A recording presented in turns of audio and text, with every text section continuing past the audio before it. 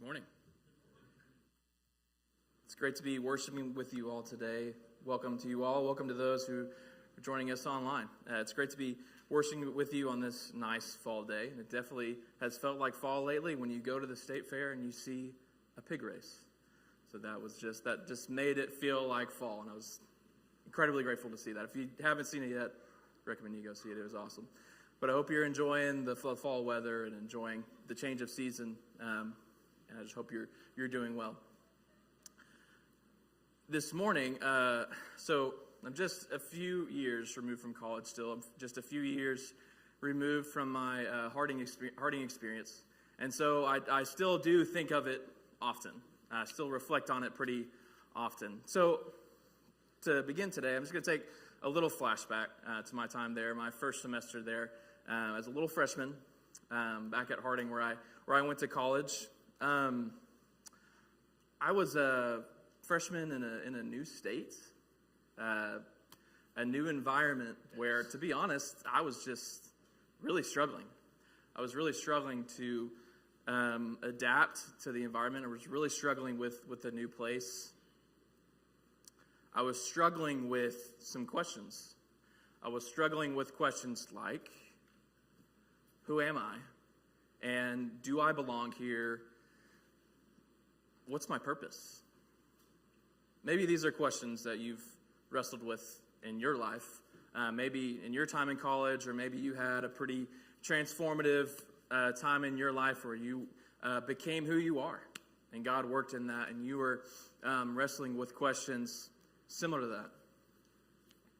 that. So here I am in a brand new sea of people trying to connect with people my age and wrestling with questions like that, and it was tough. And as I was wrestling with those questions early on, as a young freshman, I found myself, Harding University, they do chapel every day, every school day. I found myself in my first week of my chapel experience. And there's something that the Harding president did at the time that I appreciated, where he did this activity where he showed us this piece of paper, and it said this. It said this. He instructed us to think of somebody as we filled this sheet out. It says, so you address it to somebody. It says, to blank, and you say, I am blank because you were blank. So he instructed us to think of somebody in our mind, put their name at the top, and then fill out the sheet in accordance with that. Now, I was thinking of a lot of people as I had just started college. I was thinking of a lot of different names, a lot of different faces as I was filling this out. There's a long list of people, like my parents, like my brother, like my youth minister, youth interns, deacons. The list goes on, as well as coaches and teachers and a bunch of different people. So I struggled to narrow it down to one name. But as I thought about all these people, specific people, I thought about these people who poured into me, who believed in me, and made me who I am. I had filled out the blanks like this. To a long list of people. I am a committed Christ follower because you were committed to me. I am a committed Christ follower because you were committed to me. In my heart, in my mind, in that moment, as we were doing this activity in chapel, these are the words that God placed on my heart based on my own life experiences. And in that moment, that really spoke to me. From that point on, in my college experience, I was, feeling a lot of feelings at the beginning. Like I didn't want to keep going. Like maybe this wasn't the right place for me. And I wish I could tell the president this.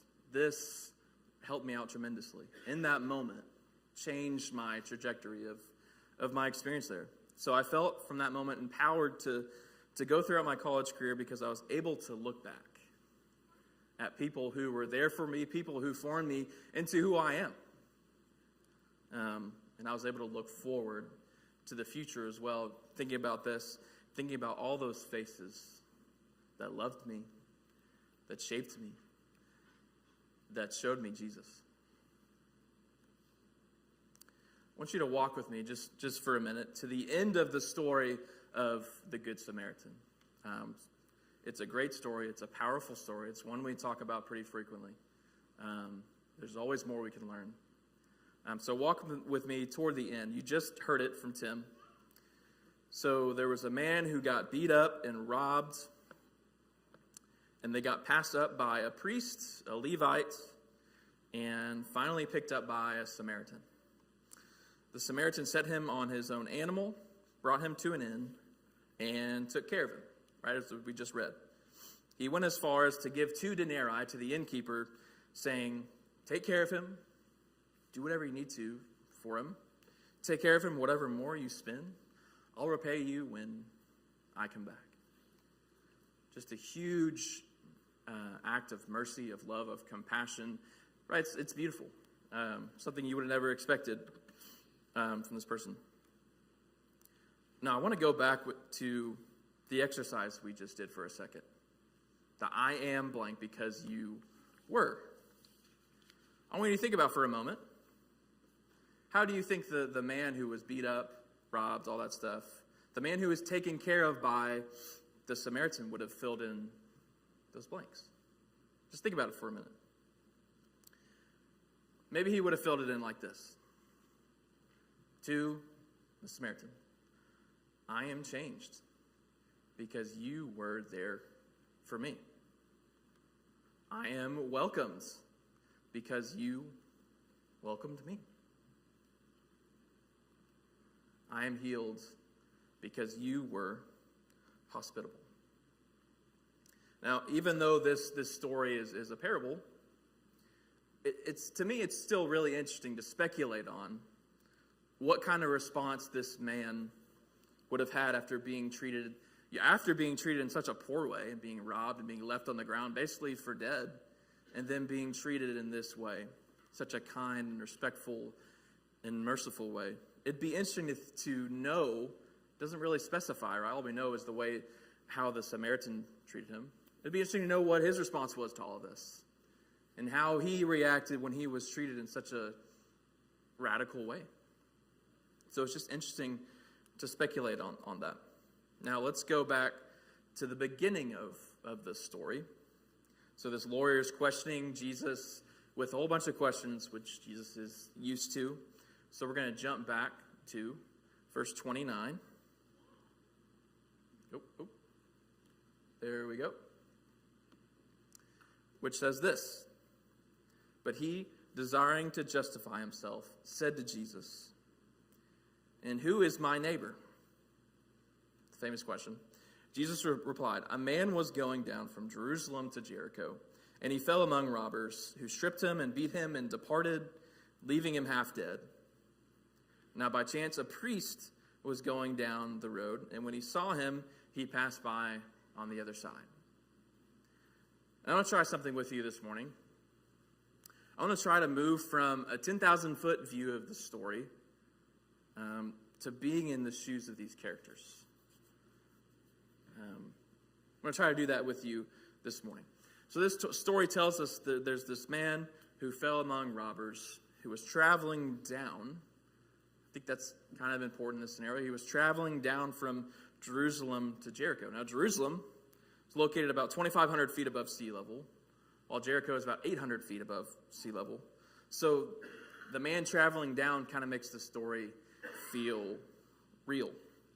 And this is because this road would have been commonly traveled at that time. Jews would fulfill their responsibilities in Jerusalem at the temple and then begin the trek back home to Jericho. This is a common thing that would take place.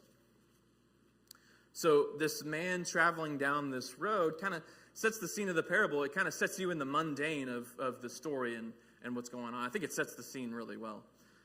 It gives us a picture with endless possibilities. Right? It's this man doing his job and going home. Who knows what's going to happen next? Let's try just for a moment to put ourselves in the shoes of the first person to pass by, who was the priest.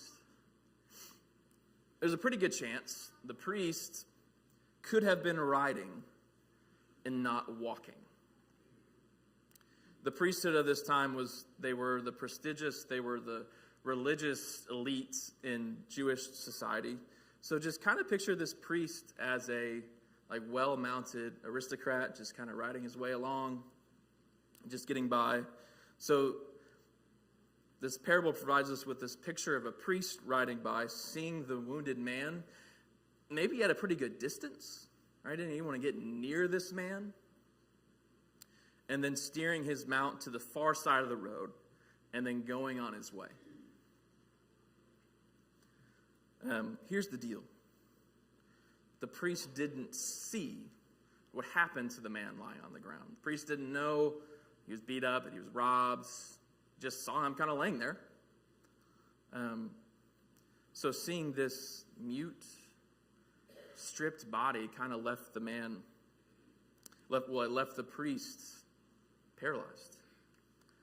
Not only is there a possibility that this person could be a non-Jew, but the man could be dead, as far as he knew. And if he is dead, contact with him could defile the priest. So that maybe these are some things that were going on in his head. So the priest could have been on his way home from serving at the temple in Jerusalem for maybe a 2-week period. And during this service in the temple, a gong was struck when it became time for the offering. At the sound of this gong, all the unclean would stand at the eastern gate in front of the altar to be shamed.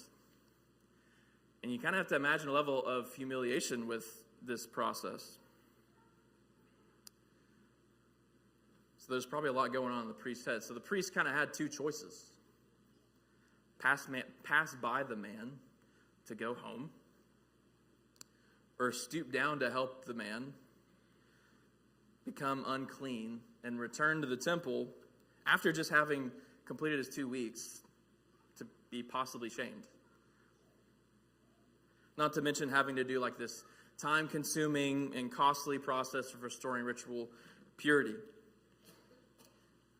So he had a decision to make, right? He made a decision to pass by, to continue living by this code of do's and don'ts that he was faced with. He was doing the thing that everybody was doing, right? Just living by this code. And he lived by this system, even looking straight into the face of someone who needed desperate help. Basically, he chose to maintain status, possibly, versus helping someone in need. Status versus need. And the Levite was basically no different. So we're going to read the next one. So likewise, the Levite, when he came to the place and saw him, also passed by on the other side. It's pretty likely that the Levite knew that there was a priest ahead of him along the way. He might have been thinking, well, if the priest left this guy, I'm walking in the same direction as him. If the priest left this guy, I should probably have nothing to do with him. Yet the Levite at least approaches the man, it says. The Levite came to the place, which could mean that he got even closer to the man, maybe lying on the street. The Levite may have crossed that defilement line to satisfy his curiosity with a closer look. He may have got a little closer, maybe. Even after getting close to the man and seeing his injuries close up, he still passed by. Maybe the motivation to pass by came from not wanting to be unclean. Or maybe he got the sense that the man was beaten up, so maybe he was trying to avoid the robbers. But it seems like it had something to do with the example of the priest. It seems like. Either way, the priest and the Levite, they kind of do react in the same way to seeing the injured man lying on the ground. They do three things. They came, they saw, and they passed. Came, they saw, they passed. That's what they did. They passed by on the other side.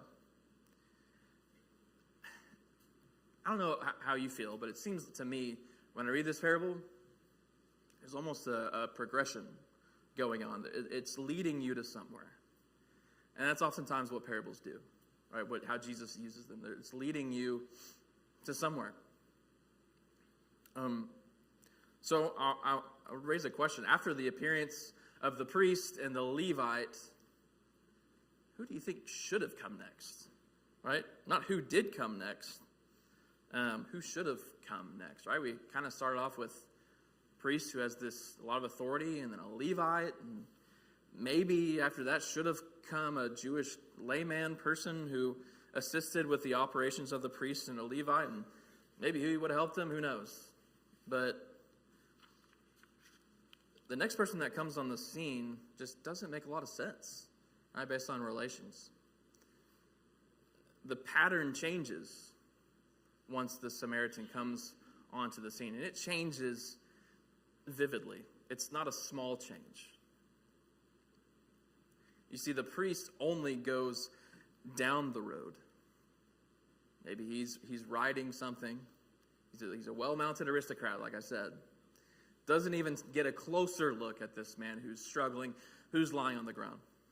The Levite, it says, he comes to the place. Even after looking into the face of this hurting man, still chooses to move on. And then we have the Samaritan that comes to the man. We'll finish out the passage here. It says this, "But a Samaritan, as he journeyed, came to where he was, and when he saw him, he had compassion. He went to him and bound up his wounds, pouring on oil and wine. Then he set him on his own animal, brought him to an inn, and took care of him.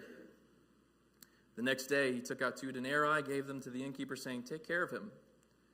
Whatever more you spend, I will pay when you come back.' Which of these 3 do you think proved to be a neighbor to the man who fell among the robbers?" He said, "The one who showed him mercy." And Jesus said to him, "You go and do likewise."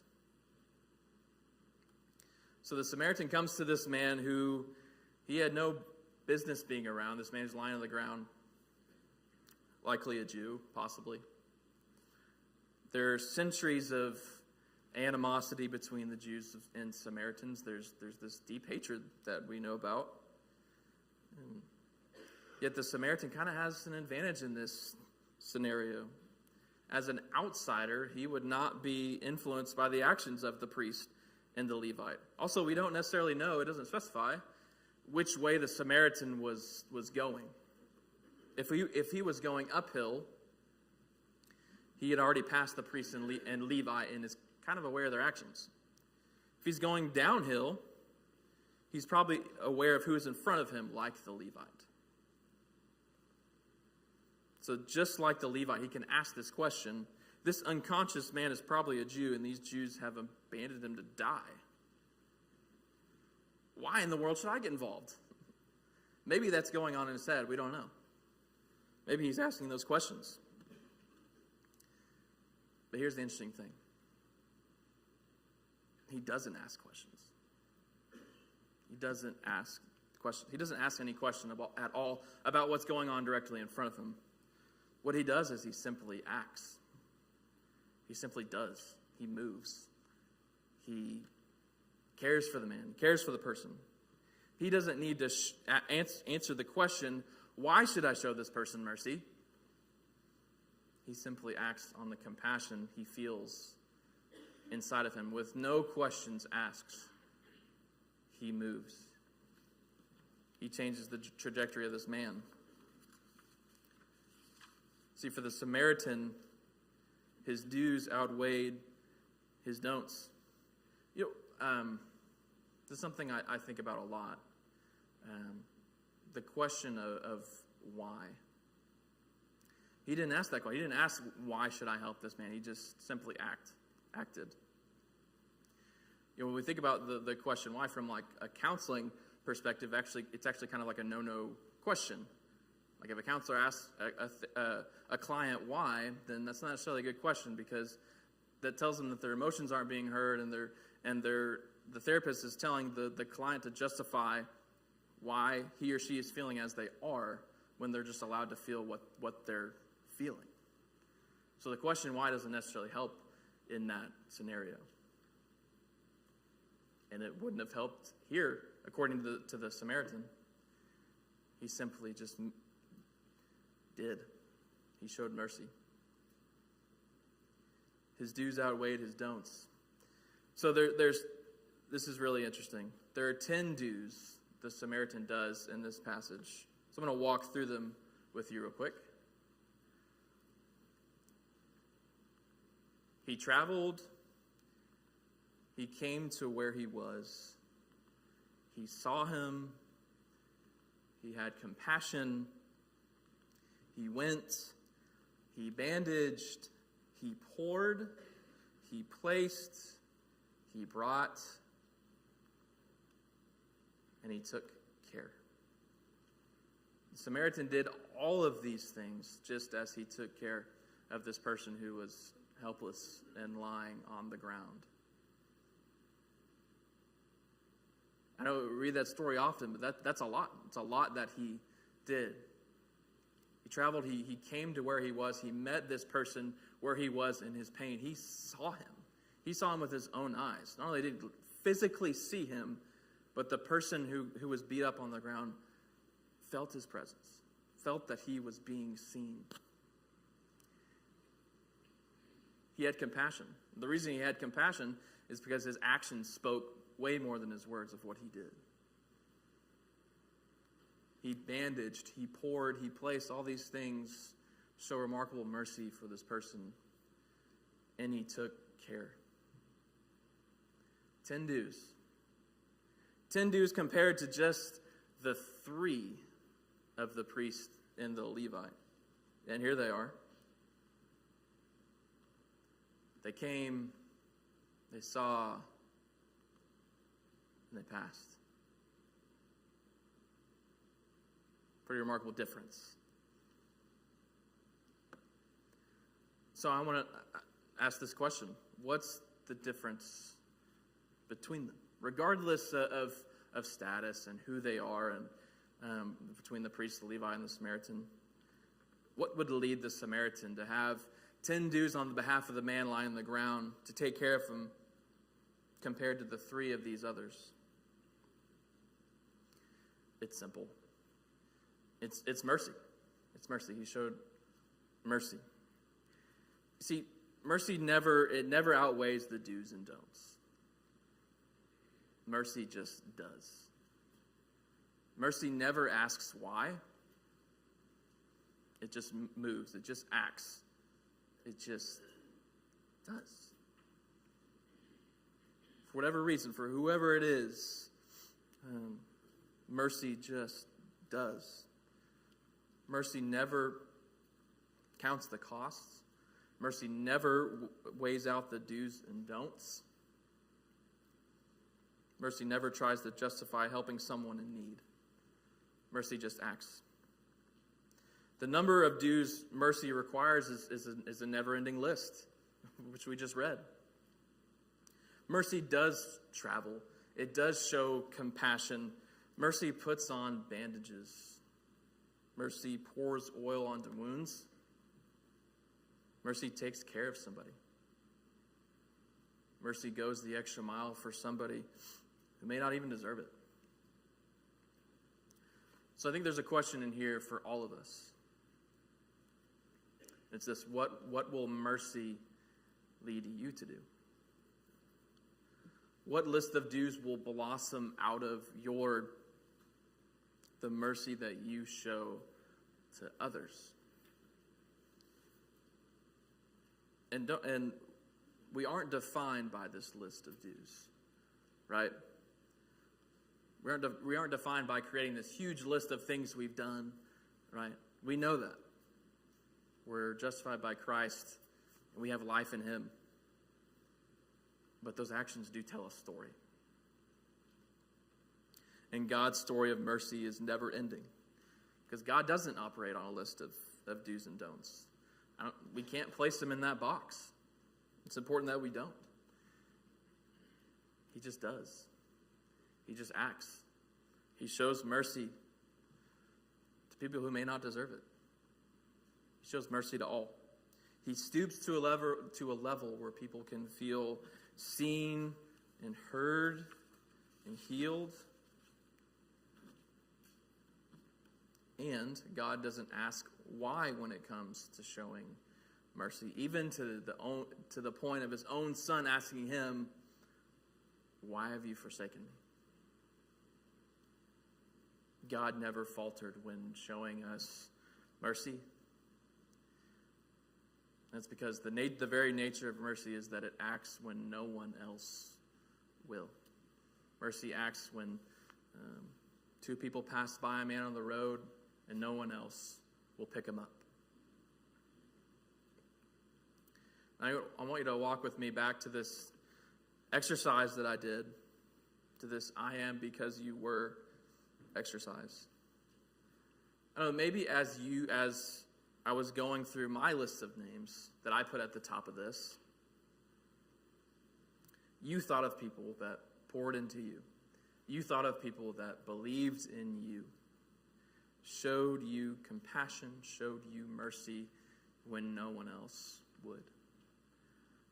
I truly hope that you've had people in your life that you can write at the top of that exercise and remember how they helped you come to be who you are in Christ, how they shaped you into the person that you are, how they helped you form your understanding of showing mercy and kindness and compassion to others. So let me turn the question around a little bit. So I ask you, who will fill out this card with your name at the top? Who's going to remember your impact on their lives and how you impacted them? Who will remember how you stooped down to take care of them in their darkest moments? Because we know that God did that for us. So my encouragement to you today is to be that person that you were thinking of that did this for you to someone else who needs it desperately. To someone else that's been beaten up by life, that's on the fringes, that needs your help, that God has put you in a position to serve and to show mercy to. And you'll know who that person is. You'll know when God places them at your feet, because you'll feel that love and mercy towards them. If we believe in Christ, if we believe who he is, then that can only be the case. Just as he's shown us mercy, he calls us to show others mercy. People who we may not even get along with or want to be in the same vicinity of. Right? People we don't even want to be near. People who we may have to cross the line for. But that is the call. So whoever this person is that needs you to be this for them, they may not remember a long list of dues that you did for them out of mercy, but they will remember how you did show them mercy. And they're going to remember how you showed them Christ.